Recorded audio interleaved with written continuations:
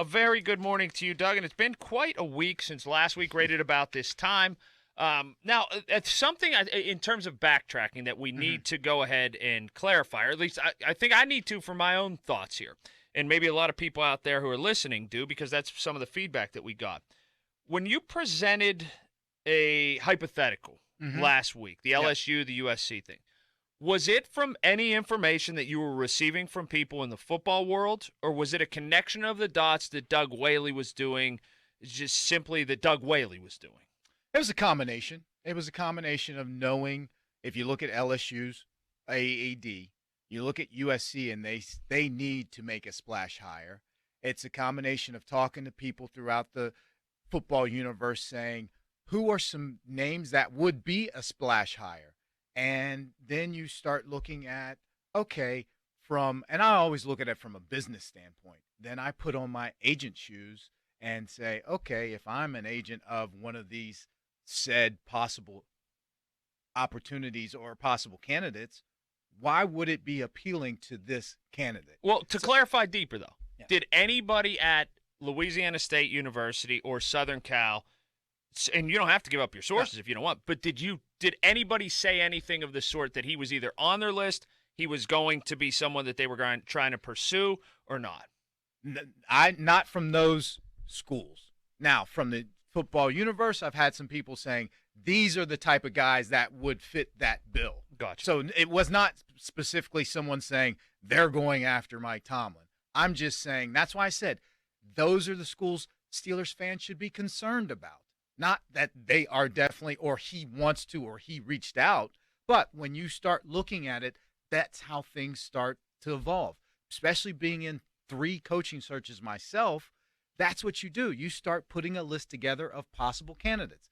These candidates may not be interested in you, but these are the ones you're saying, let's do due diligence on. Let's find out if they would be interested. And if they are, let's start pursuing it further. So that's just the basis of a coaching search. Even if you use a firm, that's what you do. What's your takeaway from his reaction to it yesterday? I think he did it. It was very emphatic, and it left no doubt to his locker room, the organization, and the city that he's not interested, unlike someone in the middle of the state. And I think if you look at it, the guys in the locker room, the organization, and like I said, the city will give the old Terrell Owens, that's my coach. Do you understand why he was maybe felt, and I've seen people posit this on social media in the last 24 hours, why he may have felt disrespected by this theory?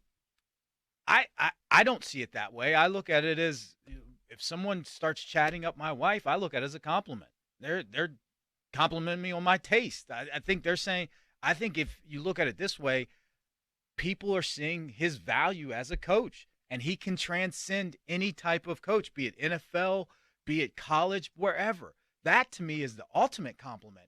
You can put me in any situation, and people believe I can be successful. So I don't look at it as disrespect. I look at it as a compliment. Doug, you work with a guy and know him fairly well, I would guess. Now, he was ready for this. He knew it was coming at some point. Absolutely. Because, Burt Lawton's really good at what he does. And if Tomlin didn't know it, Burt made sure that he did. So he had an answer ready to go. And you could tell that at the very beginning. Do you think he deviated? Do you think because the one thing that jumped out at me when all of a sudden he comes out with the Sean Payton, Andy Reid thing, which made me laugh out loud, actually, that might have deviated from what he had intended to say. Do you think he had intended that all along? That's a good question. I don't know. It may have. It sounded, and if you watch it, that the more he had something prepared, but more he started talking about it, things start populating in his head. But when I look at it, Andy Reid and Peyton haven't come out and said, I want a vet quarterback. I want a mobile quarterback. And those are those little things that and I look at it, I'll equate it to this. When you had somebody that was out of your league that you were interested in, and they gave you a smile out of the blue or waved out of the blue, you're going to read way more into that. So if I'm a LSU or USC, you start hearing those things, well, maybe we do have a chance. Maybe he's not all in with the Steelers like he says he is. So those are the type of things, again, that when people are stretching and looking for things are going to read into it. And that's what I think, led to something like that. 1 week ago yesterday when you sat here and you said this is the kind of profiled guy that it seems like these big programs could go after. They need to make a splash hire. They have boatloads of money. What did you – because I never asked this question. What percentage chance did you think that Mike Tomlin would be attainable to either one of those schools? Oh, it was probably less than 2%. Yeah? Yeah.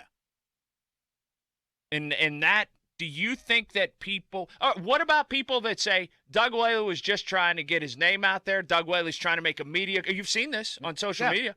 He's just trying to throw stuff against the wall, and he's trying to make his name, and he's trying to get clicks and likes and things like that. Because you have to have an answer for that, right? Yeah, but it'd be different if Ryan Clark didn't back it up and Carson Palmer didn't back it up. If it was just me, shoot at me. Go ahead. Shoot all the bullets you can.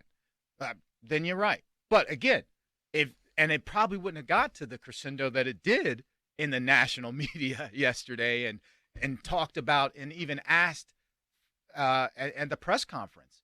So for me, it's you can say what you want, but it'd be different if I wasn't backed up by people that have affiliations to the school and one person on the coaching search committee. Do you think he's as pissed off as that statement led on yesterday, or was that for effect?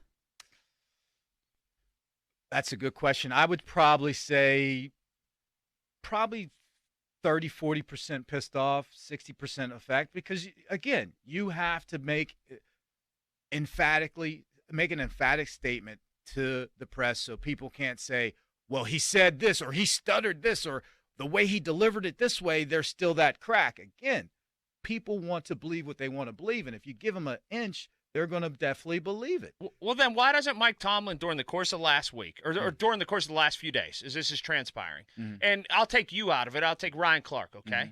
Why doesn't he then text Ryan Clark, who he knows, and says, hey, Ryan, I'll give you a story. I don't ever want to be the coach in college. Say that on ESPN. There you go.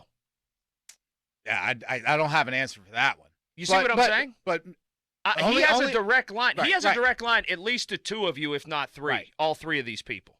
The only thing I would say about that is there's no use to feeding the fire and directly confronting it until you have to. And you might as well do it all at once because you know the media at your press conference, someone's going to ask you that. And so why not just knock it all out in one swoop? That's what I would do, because then you'd have to text me, you'd have to text Ryan, you'd have to text Cars.